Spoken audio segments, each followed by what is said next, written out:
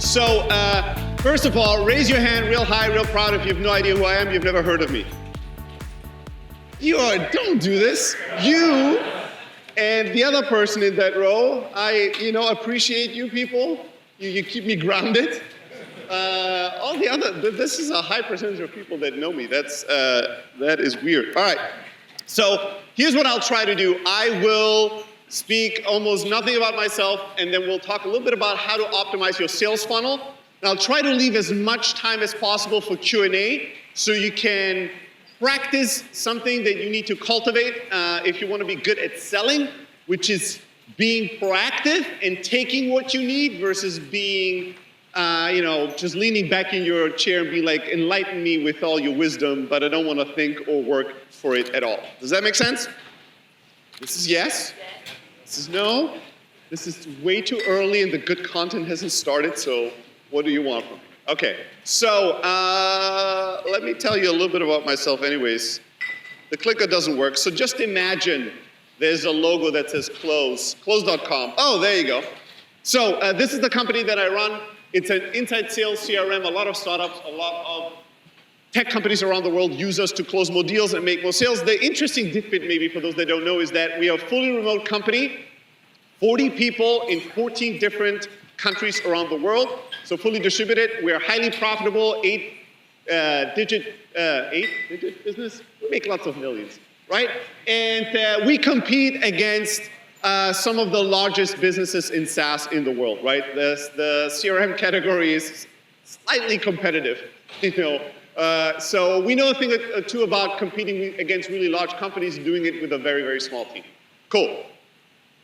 Who knows this really handsome gentleman? Raise your hand real high.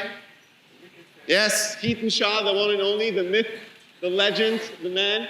He's not just pretty, he's really wise and kind. So for all of you that after this will have some level of Steli withdrawal, be like, oh my God, I need Steli's voice in my ears twice a week, Tuesday and Friday for 20 minutes, screaming at me, but not just him. I need a little bit of a counterbalance. Maybe Heaton Shah. You go to thestartupchat.com, you subscribe to our podcast. We are almost 500 episodes deep. We've been doing this for 5 years, and lots of people tell us that they enjoy it and they learn lots from it. So, I've written a ton about sales.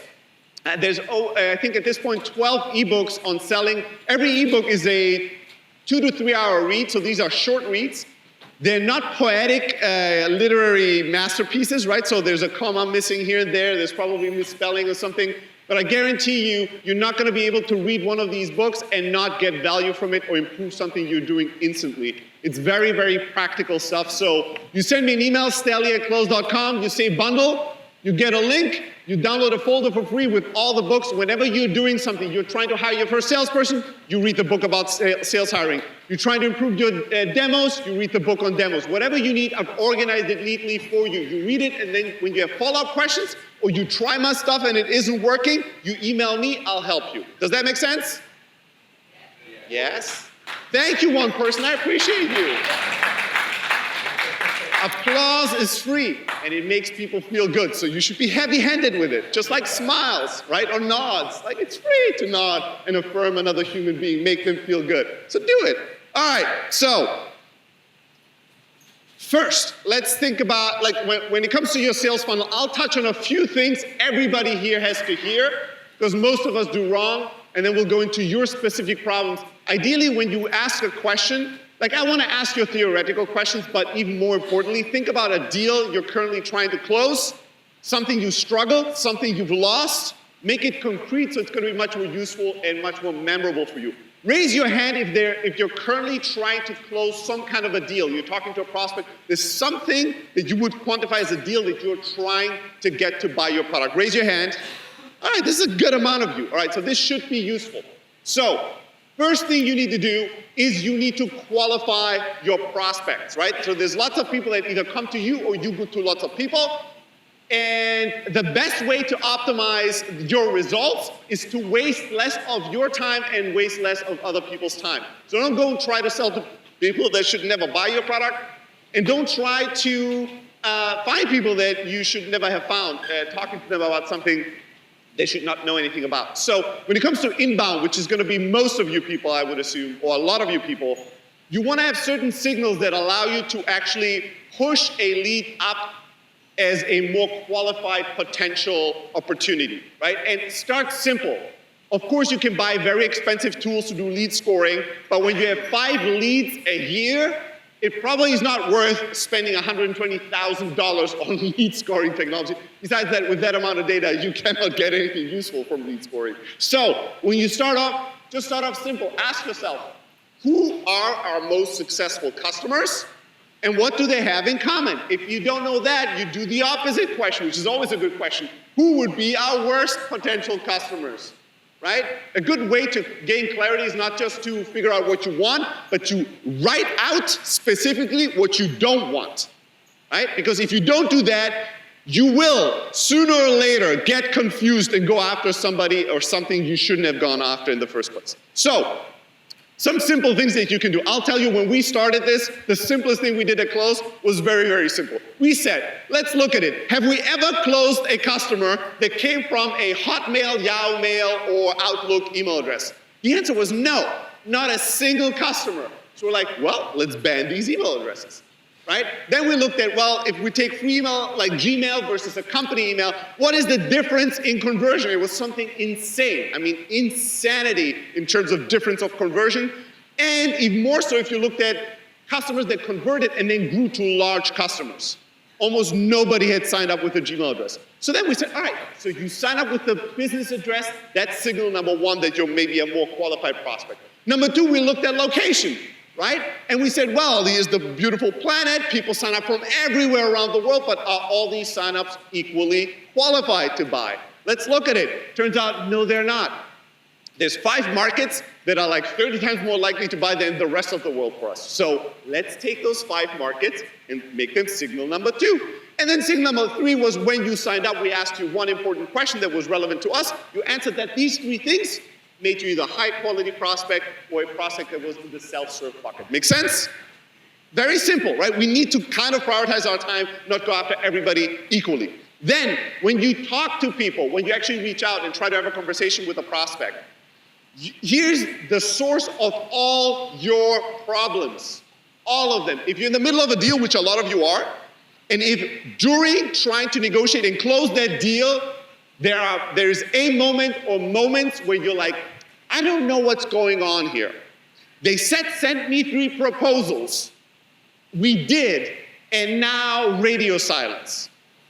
Not sure, Steli, what is going on. This is just one example. There could be a million different examples, but you're in the middle of a deal and now it's not progressing and you're in this like, I am not quite sure what to do here.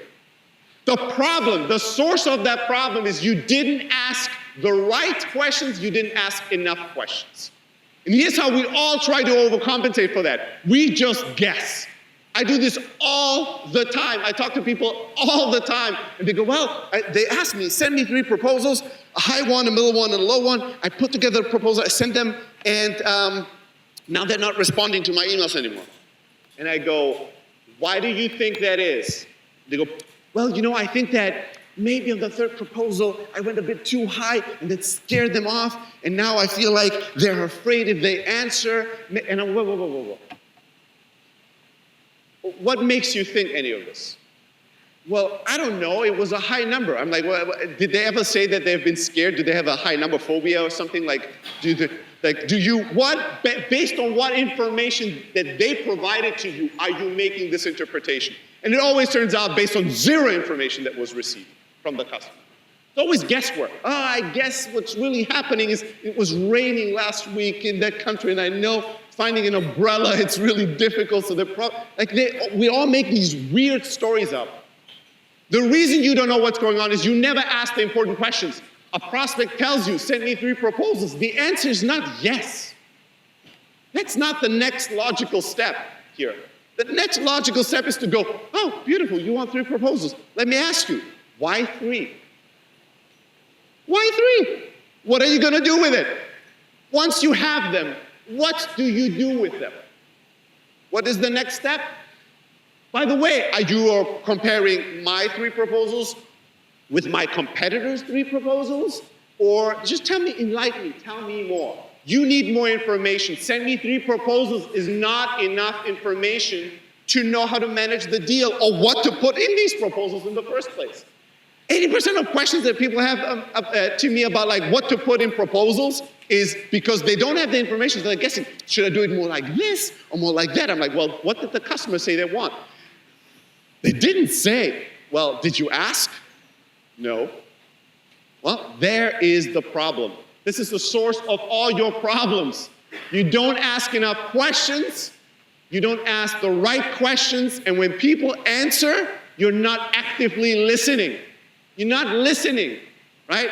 You take the least amount of information and you run with it. You're like, oh my God, if I ask one more question, I'll ruin this beautiful moment we had, right? It was so nice. They smiled, I asked, they answered. Why ruin this with more questions? Right? Because your job is not to create nicey, safe environment conversations that lead to nowhere. Your job is to convert something to a yes or no. You can only do that with knowledge, true insights, and context. So you need to ask the question. Here's the deal. Some people, most people, they ask questions just to ask the question. They don't really care about the answer. Here's the difference between two exact same answers. Let's say that I only want to sell to companies that are 50 employees. So I ask, hey, how many employees do you guys have? We're about 50. Cool. And then the next person also says, well, about 50. And we're like, cool. Well, let me ask now the next question. Well, hold on. Let me ask, have you guys been 50 employees forever?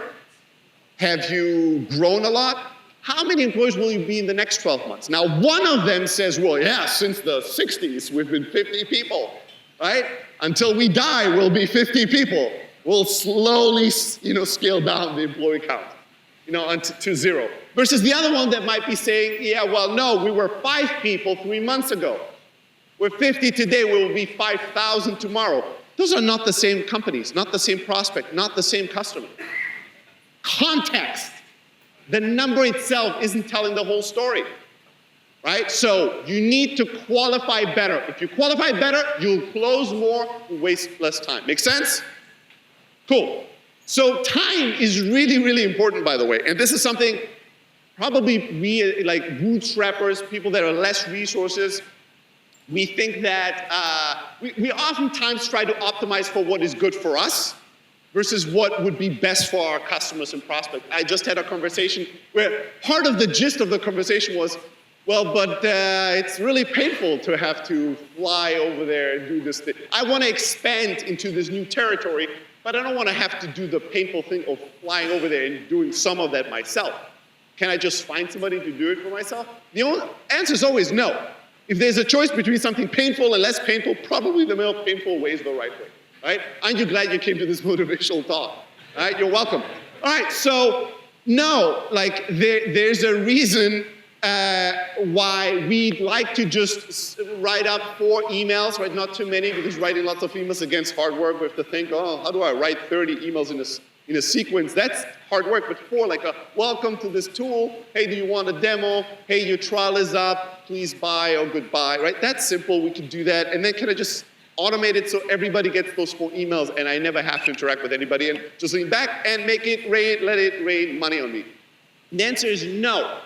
You're competing against other companies, and me as a customer, I don't care if you're a single person, 1,000 people. It doesn't matter to me. It's totally irrelevant. Well, but I don't have that many resources. That's your fucking problem, right? Compete for a customer who doesn't care about this. I care about time. So the thing that you need to know is that when you have a high-quality prospect in your funnel, you want to get in touch as soon as possible. We used to do this at Close where we call people within 5 minutes of them signing up for a trial. Why? It's a simple fact of life, and it sucks, but when somebody signs up and gives you their phone number, in our case they would do this, if you call them an hour later, your reach rate, meaning the amount of people you actually are going to end up talking to, is as high as if you would do a cold call to somebody who never talked to you, never given you their phone number, doesn't know you exist.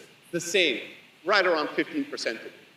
Right? Isn't that a heartbreaker? Like, they came to you, they signed up, they have your trial, they gave you their phone number, permission to call. And you'll call and reach as many as if you just call a random person that never wanted to hear from you. But if you call within 5 minutes, your reach rate is, and this is hard for me to say, but it's apparently scientifically proven. There was a study made about this, 100 times higher. Your reach rate is 100 times higher when you call within the first 5 minutes. Why? Because they're probably still on their laptop, they just signed up, they're probably not out skiing, right? It's been 2 minutes since they've given you their phone number and they signed up for a free trial. They will remember you, right? You'll be surprised people 3 hours later, they won't remember you.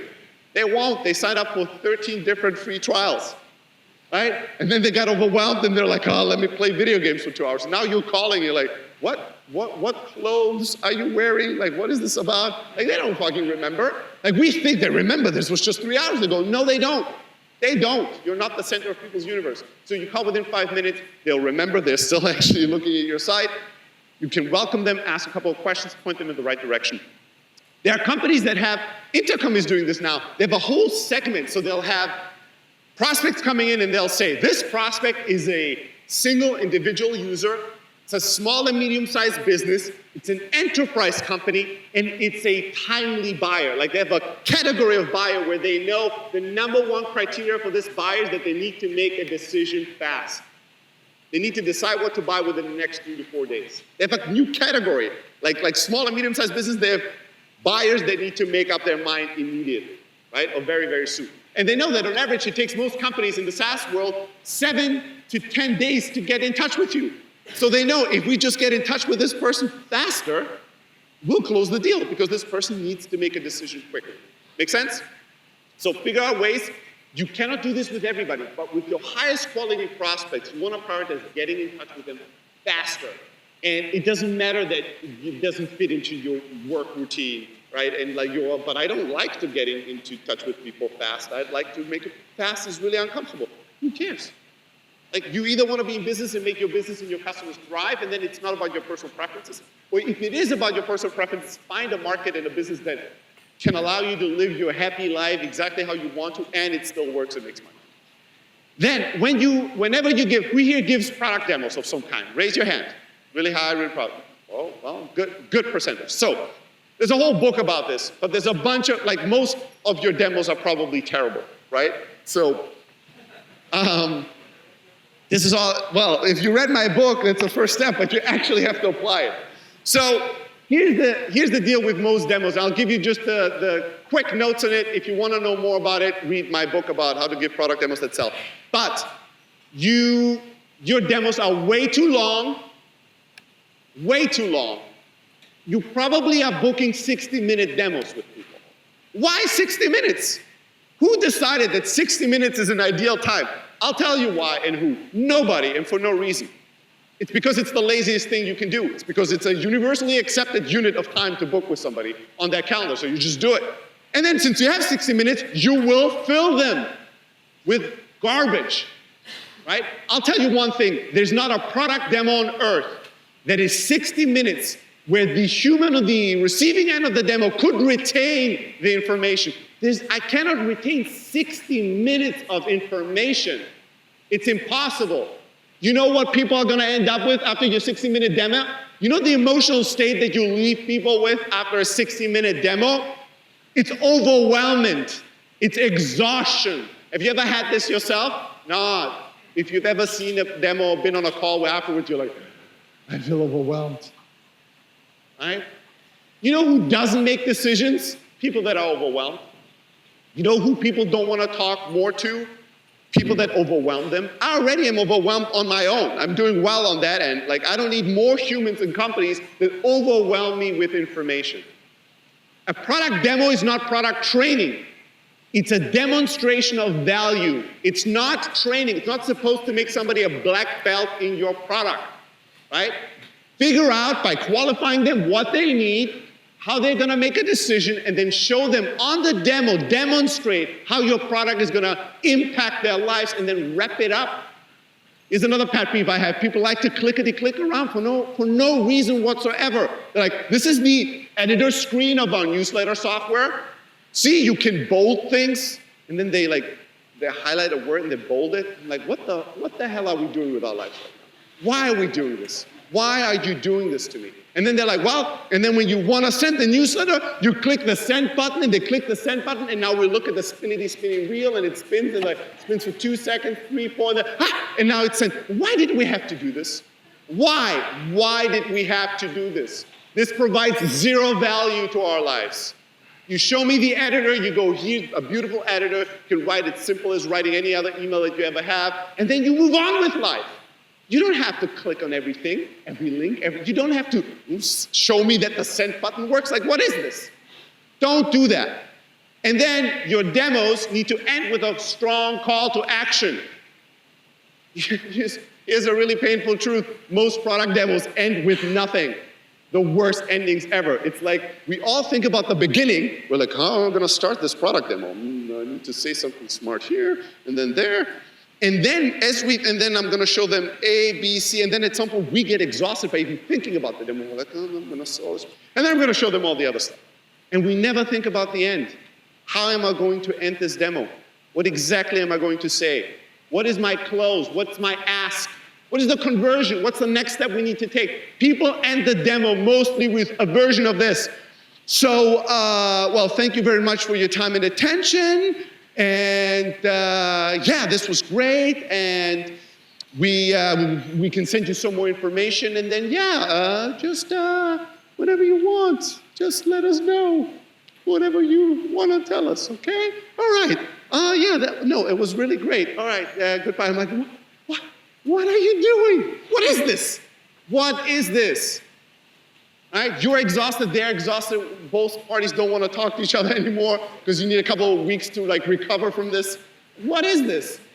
Tell me what to do now that I've seen your demo, what to decide, and tell me one thing, and let's go for it, and say it in a way that increases my confidence, the level of clarity in my life that makes me go, yeah, now that I've seen this, I'm ready to do something, right? It's very, very simple. Ask this question. What is it going to take to get this deal done? This is the virtual close. I've written about this a lot. This is probably one of the best questions you can ever ask. Once you qualify somebody, I want you to ask this question very early. Hey, now that you've seen my product, now that we've discovered that this could be a good mutual fit, let me ask you, what would it take for you to become a customer of ours? And then the important thing is you follow up until you've arrived at a virtual point in time where they say, and then we would buy, right? Again, most of us, what we like to do is we always like to stay in the safe space of nothing ventured, nothing harmed, right? I didn't really ruin good vibes. I showed them the product. They didn't scream at me. This was kind of a success in my book, right? This was not that bad. Not that bad feels okay. Why not hang up and now make up a story in my mind that they will buy? That story will feel good. I can go and tell it to other people. They will feel good. Why doing all of this? Messy, dirty, caveman-like questions like, do you have money? Do you want to give it to me? That's, who wants to do that, right? And then they have to say no, and I have to feel bad and hang up, and we all feel terrible. Why not just avoid all this? The reason why you don't want to avoid this is because you're in business. And your job is not to create safe environments of pleasant conversations. That is not your primary goal of existence. Your goal is to make shit happen, to create value. And if out of 10 conversations, you can turn 6 into harsh no's and 4 into a yes, a conversion and a business relationship, that's much better than having 10 out of 10 instantly forget about your existence, pleasantly though, right? Nobody hates you, that's good. No, it's not. Your job is not to have nobody hate you. Your job is to make an impact for some people's lives, to create value for them. So you ask, what would it take for you to become a customer of ours? And now they say something. And whatever they say, don't take it and don't run with it. Stay with it. Oh, well, next I'll take this information, I'll talk to my team about it. Okay. Let's say you talk to your team. Let's say that conversation goes well.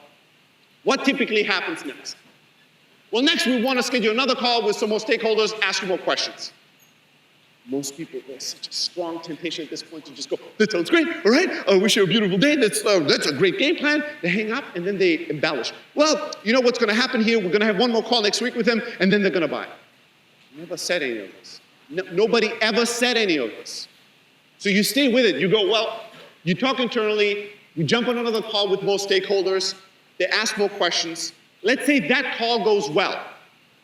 What typically happens next? Well, next we want to put together a pilot and really try out the product to see if it works in our environment. Again, such a strong temptation. You just hang up and say, okay. Just hang up and say, okay. Just take it and run with it. Just take it and run with it. Don't ruin this. Don't ask more questions. All these questions went well so far. Fight that temptation. Go, okay. So we're doing a pilot. Let's talk a little bit about a pilot. What are the key KPIs? How do we know that it's going well? Yada, yada, yada. And eventually you're like, let's say that pilot is a success. Are we in business now? No. Now you need to go through legal. Legal, okay.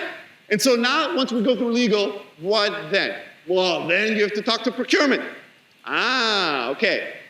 And now that we've talked to legal and procurement, are we in business now? No, now you have to talk to my grandmother. She reads your palm and your future. And if your chakra is aligned with the universe, then we're in business. Yes, then we would buy. Okay.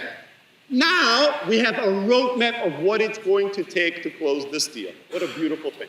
With information, with insights, with context. Now we can step back, look at it, and go, this will never work, right? I don't have 14 years to close this deal. This will never work. Or we can say, to make this work, I have to prepare for legal and procurement. I've never dealt with legal and procurement. Maybe I should prepare for it now, so I'm not surprised when 4 months into this deal, these things come up, and I'm totally unprepared for them. There's other beautiful things that will come up, painful, beautiful things. Like, you'll ask, hey, what would it take for you to become a customer of ours? And they go, the truth is, our budget is allocated till 2045. But I like to stay up to date with the newest technology, so I thought it would be a good investment of your and my time to watch a demo of your product. You go, yeah, it was totally a great investment of each of our time. Thank you. Thank you and goodbye, let's never talk again, right? I mean, that's good to know. You can never close this deal. Or maybe they'll say, I don't really know. And then that's beautiful. You're like, woo, that's a new answer. You don't know what it would take for you to buy? How come? Well, I'm an intern. This is my first day. Never really bought anything in this company. Kind of useful information, right? Or maybe they'll even give you a bigger gift of the truth and they'll say, based on everything I heard, I don't agree with you. I don't think this is a fit. Beautiful, beautiful. Think about it. You think this call went well, this demo went well, you think they qualify, you think they want to buy, and then they tell you, no, what they saw made them go, this isn't for us. It's a beautiful moment of truth. Now you can learn and you can teach. Go, whoa, from everything I heard, I was under the impression that this would be a good mutual fit. Obviously, I missed something. Help me out here. What did I miss? Why isn't this a good fit? Why wouldn't you want to buy? And then either they tell you that your pitch sucked because they think you can't do something that you can do, now you can learn to pitch better, or they will actually educate you on how to prospect better and qualify better because they tell you something that you go, yeah, they're right, they cannot buy.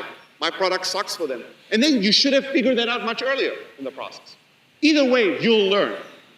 But you need to ask the question early. It's going to enlighten you with information versus leaving you in the dark in the land of, peaceful hopefulness that leads to nowhere. The power of right now. Okay, do me a favor. This is something that's really going to speed things up.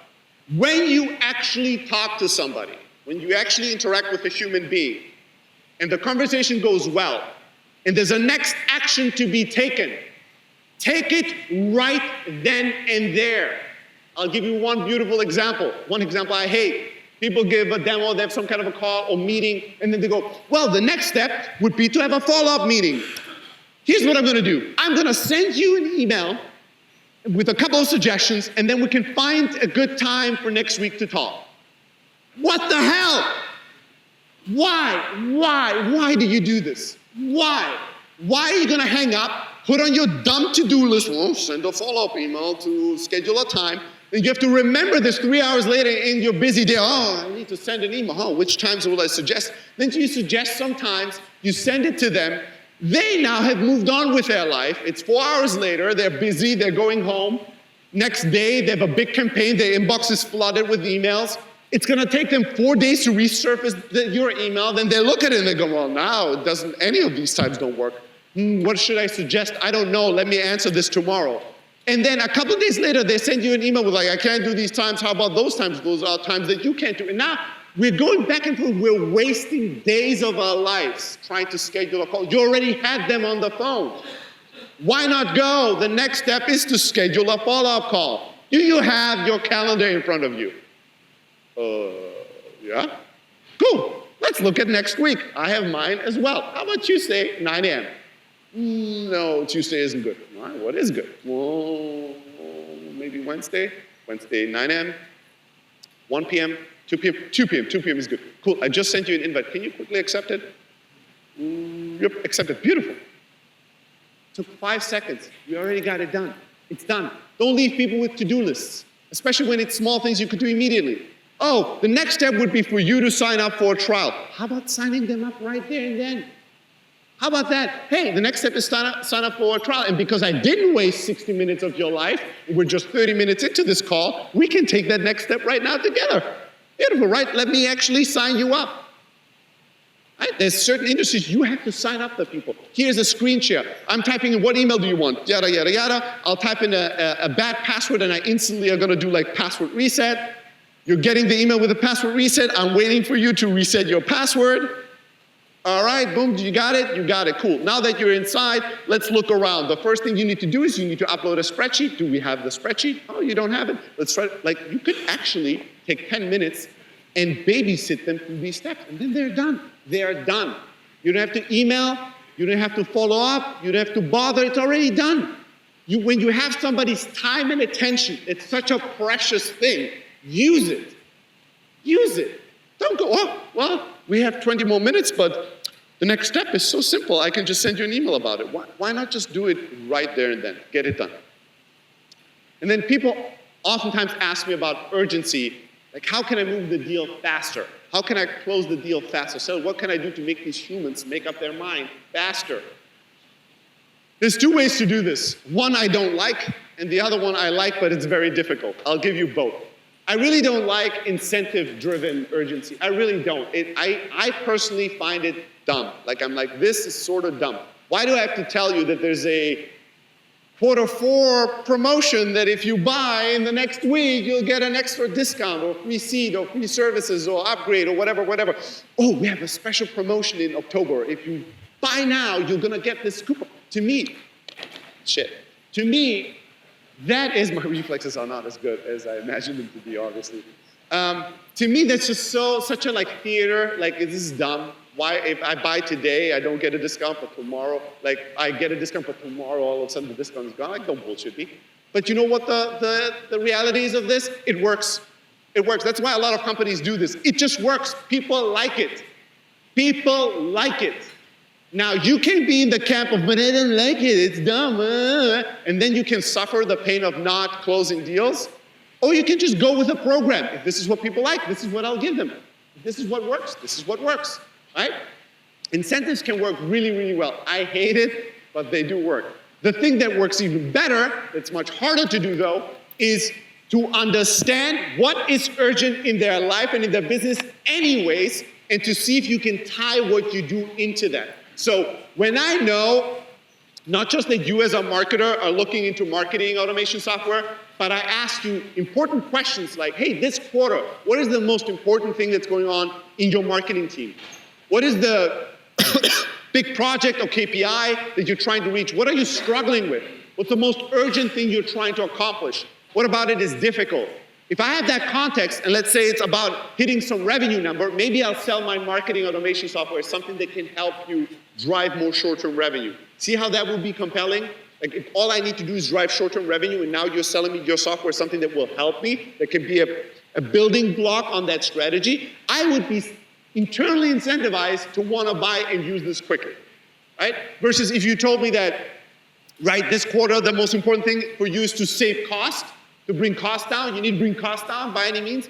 Now, I would try to see, can I sell my marketing automation software as something that will save cost? Is there a true, compelling, honest pitch that's more on the cost-saving side versus on the revenue-generating side? And then I would focus on that. Could you imagine that when somebody's only worried about cost-cutting right now, and you talk about only how your marketing software will make them more revenue, how that is a misfit in priorities, how they would not be compelled to move as quickly as possible in buying your software because it's not the highest urgent priority item right now in their life. Does that make sense? So knowing what is already urgent and important in your customer's life can really help speed things up, right?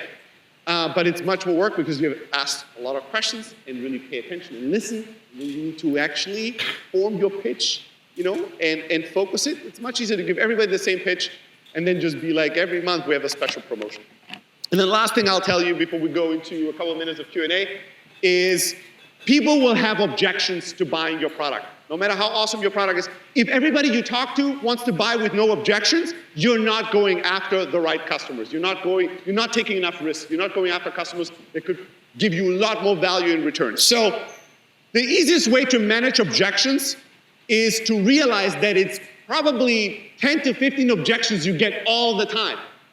Every customer doesn't have a unique objection for you. It's always the same stuff that comes out. I don't have the money, we're already using a competitor, whatever, like we have security concerns.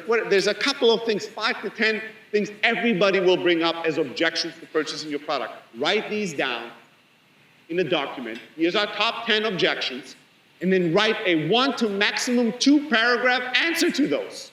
Write it down. Then mark this document version 1. And every week in the beginning, then every 2 weeks, every month, every quarter, you update that document. There's no excuse to being unprepared to these objections or to be annoyed because, again, somebody that says the same thing. Again, this is fighting reality. This is being annoyed by reality, right? Reality versus you will lose. So just embrace it. Well, if everybody says this, I could prepare for it. So somebody brings this up, I could be excited because they didn't prepare for it. I am prepared. I can now say something smart, something that helps, right? And if everybody always brings up a really big elephant in the room, let's say everyone you're trying to pitch is telling you, well, but your competitor is already better, we're already using it. Let's say this is the first thing everybody's always saying. Again, here's what most of us do. We get annoyed, we're like, again somebody that says this. Again somebody that says this. Well, why don't you, if you know that everybody thinks this, why don't you embrace it?